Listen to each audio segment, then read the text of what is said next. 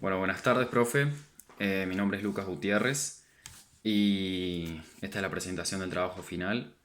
Lamentablemente, por la situación actual y no poder conseguir los materiales necesarios para el trabajo original, me dio un trabajo alternativo que consistía en conectando. Conseguí solamente un portapilas de dos pilas y aquí tenemos las dos pilas. Voy a pasar a medirlas para saber cuánto es el voltaje, porque ya va a ver que en el trabajo yo trabajé con 3,25 voltios y por el desgaste y uso de las pilas, ahora me va a quedar en 3,2.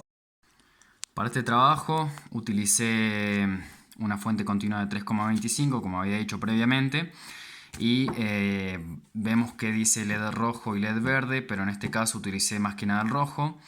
Tenemos las caídas de voltaje de 1,8 y 2,1 respectivamente de cada diodo LED. Y procedemos con el primer circuito, que es el más fácil o el más simple, porque consiste simplemente de una fuente conectada a una resistencia y a su vez conectada en serie a el diodo. Para calcular la resistencia, nosotros tenemos que saber el voltaje de la fuente y el voltaje de caída del diodo. Lo restamos a la fuente menos el diodo sobre la corriente que queremos que pase, y esto nos va a dar que vamos a necesitar una resistencia de 145 ohms. En el mercado no consigo 145 ohms, pero sí consigo de 100 y de 220 ohms. Yo utilicé la de 220 ohms ya que vamos a estar prolongando un poco más la vida útil del diodo, ya que va a estar pasando menos corriente y además su luminosidad no se ve tan afectada como si fuera una resistencia mucho más grande. Por eso yo en este caso utilicé la resistencia de 220 ohms y vamos a pasar a ver el armado. Bien, este es el primer armado. Como podemos observar, tenemos el portapilas conectado con el cable positivo a la resistencia, que si se puede observar es de 220 ohms. No se ve claramente, pero bueno. Conectado al positivo del LED y a su vez el negativo con el negativo de la fuente. Procedemos a poner las pilas y vemos que enciende correctamente.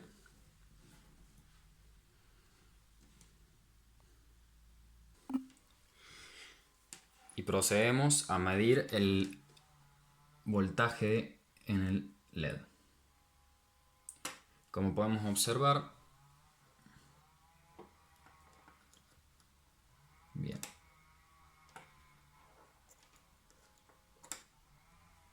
Como podemos observar, tenemos una caída de voltaje de 1,89. Estamos en el rango correcto. Y bien, añadí otro cable de punta cocodrilo para poder conectar en serie el multímetro y así poder medir la corriente, en la cual vemos que nuevamente enciende el LED y nos da una corriente de 5,3637 mA.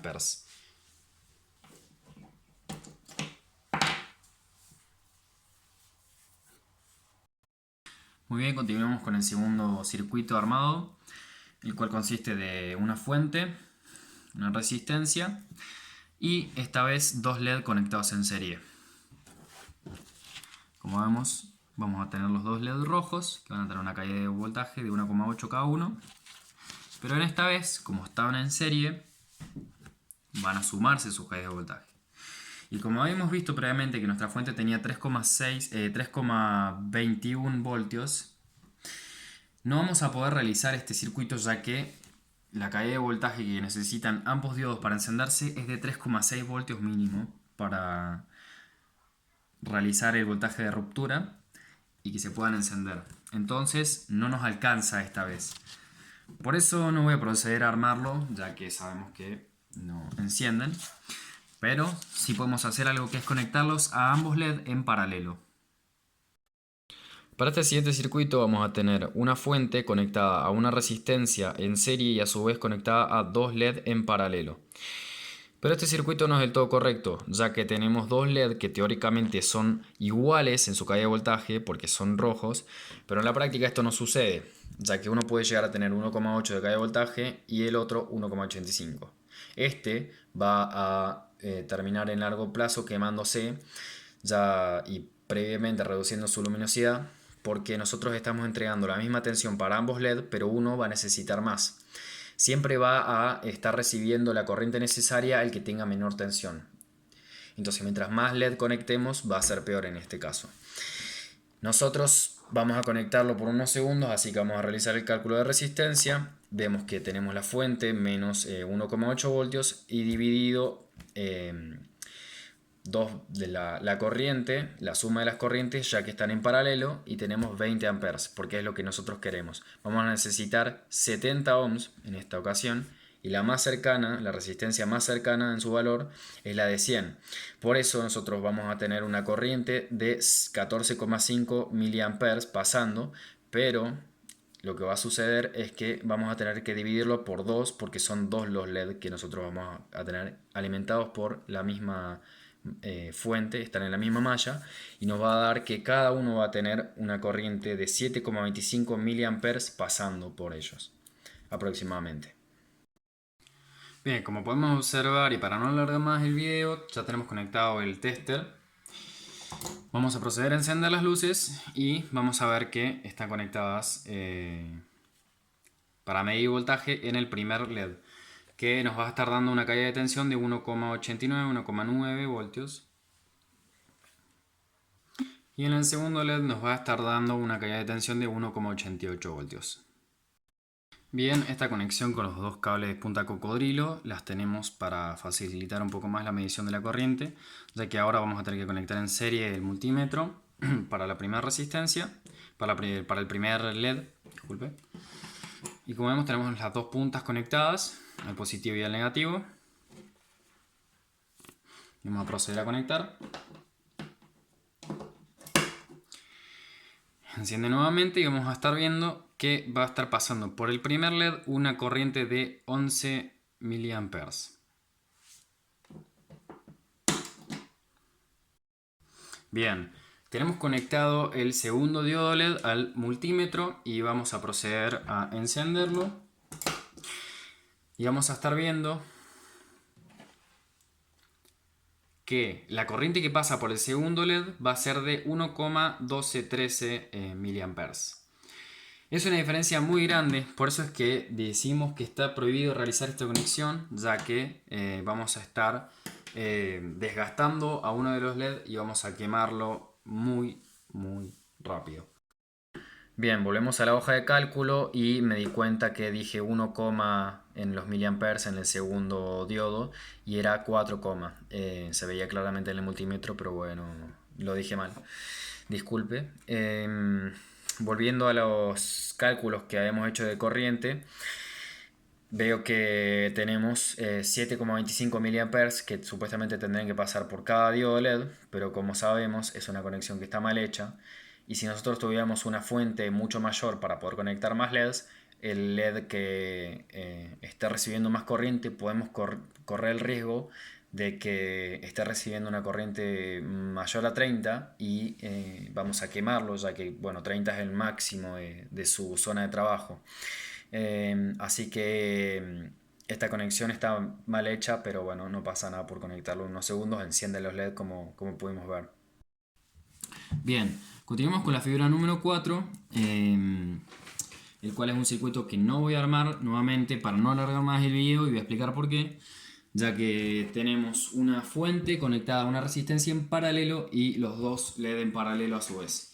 Tenemos que utilicé dos LED rojos, pero también utilicé el LED verde, ya que en este caso también encendía, porque su voltaje de ruptura de 2,1 se podía llegar a lograr, pero no lo armamos porque este circuito va a durar muy poco y se va a quemar muy rápidamente, no va a durar mucho tiempo, no va a durar más de 5 minutos, porque tenemos que estar en paralelo la resistencia con sus LEDs respectivamente, y tenemos que Este circuito se calcula con mallas separadas, es decir, que la fuente va a estar conectada a la resistencia y luego vamos a tener los LED conectados a ninguna resistencia.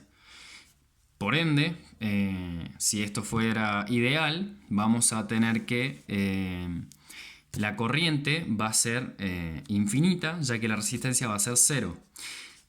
Como no es ideal y los cables presentan un poco de resistencia y cuando conectamos para medir con el multímetro también tenemos resistencia, la resistencia interna del multímetro, vamos a lograr tener corriente, pero esta a su vez va a estar subiendo abruptamente y va a estar superando los 40 o 60 miliamperes. Por ende no lo vamos a armar ya que se puede quemar un LED y no queremos eso. Ya lo he probado, pero de todas formas no lo puedo conectar mucho más tiempo. Bien, para esta última conexión o circuito vamos a ver que es el más recomendable, ya que tenemos la fuente conectada a los dos LEDs en paralelo, pero a su vez estos están conectados cada uno a su propia resistencia. Para variar, quise poner el LED, ambos LED rojos con diferentes resistencias. En el caso del LED número 1, como podemos observar, tiene una resistencia de 220 ohms y en el LED número 2 tiene una resistencia de 100 ohms. Los cálculos de corriente van a ser los siguientes. Vamos a calcular como mallas individuales.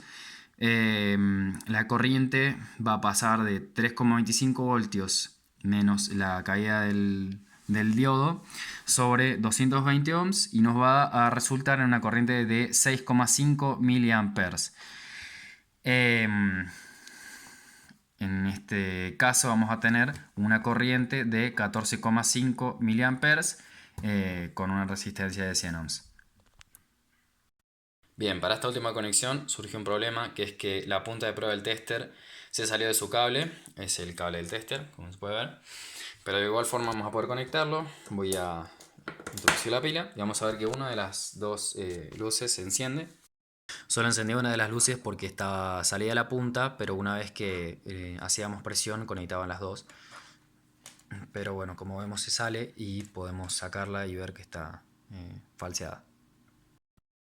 Pero bien, haciendo la conexión podemos observar de que estamos midiendo 4,32 de corriente y esto se mide en el LED que tiene resistencia de 220 voltios.